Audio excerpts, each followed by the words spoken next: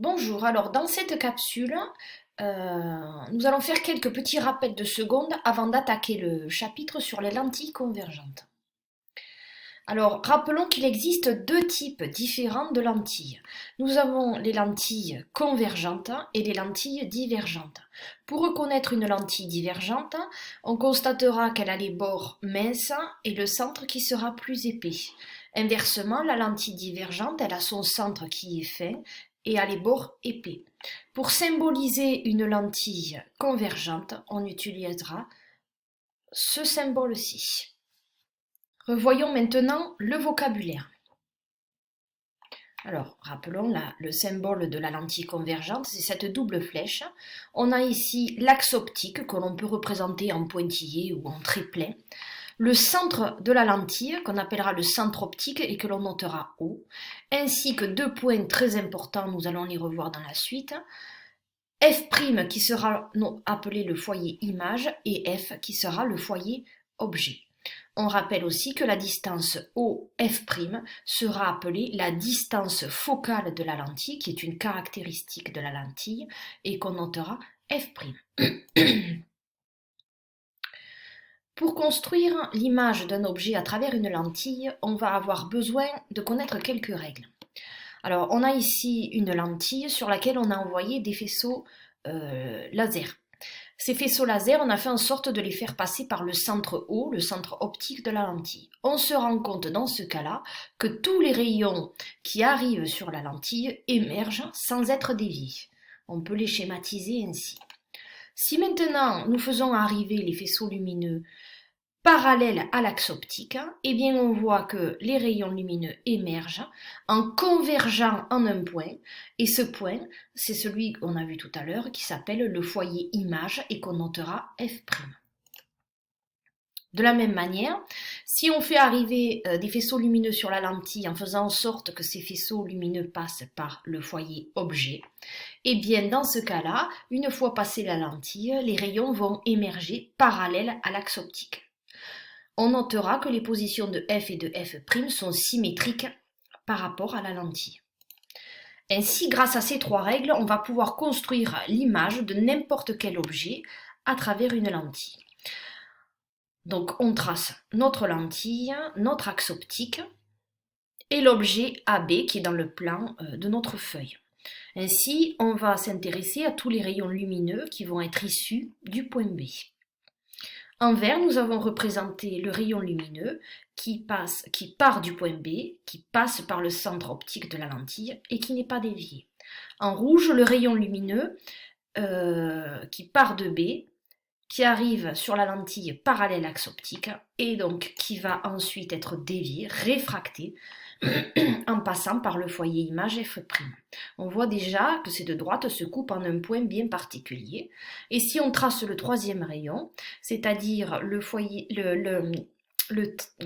excusez-moi, le rayon lumineux qui va arriver sur la lentille en étant passé par le foyer objet, va émerger parallèle à l'axe optique. Ainsi, ces trois rayons se coupent en un point qui en fait sera l'image B' de l'objet B à travers notre lentille. On a ici l'objet AB. On constate que cette image, eh bien, on dira qu'elle est renversée. Elle n'est pas orientée dans le même sens que l'objet. Elle est orientée dans le sens opposé.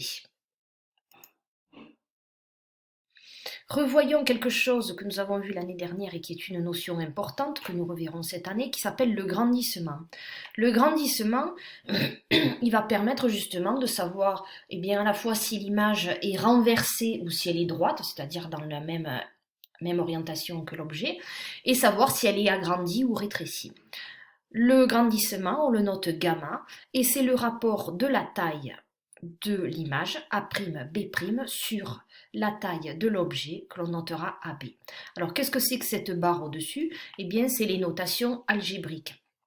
C'est-à-dire que tout ce qui sera après la lentille sera compté positivement, tout ce qui avance sera compté négativement, tout ce qui est au-dessus de l'axe optique sera compté positivement et en dessous négativement. Alors, d'après le théorème de Thalès, on peut dire que lorsqu'on est dans cette situation, c'est-à-dire qu'on a deux droites qui se coupent en un point, c'est de droite c'est B, B', A, A' qui se coupent au point O, et que les droites AB et A'B' sont parallèles, alors dans ce cas-là, le rapport de A'B' sur AB sera égal à OA' sur OA. Donc la formule du grandissement, on peut l'utiliser soit ainsi, ce qui donnera exactement le même résultat. Faisons deux exemples simples. Ici, on a tracé l'image de l'objet AB par cette lentille. Si on considère qu'un carreau fait 5 cm, on voit que la taille de A'B' fait 5 cm, mais moins 5 cm puisqu'on est en dessous de l'axe optique. L'objet, lui, il fait 2 fois 5, donc 10 cm compté positivement. Quand on fait le rapport de ces deux grandeurs, on voit que le grandissement est de moins 0,5. C'est négatif, donc ça veut dire que l'image est renversée, on le constate ici. Et la valeur absolue du grandissement est plus petite que 1, donc l'image est plus petite que l'objet. On voit ici qu'elle est même 2 fois plus petite que l'objet. Deuxième situation, situation inverse.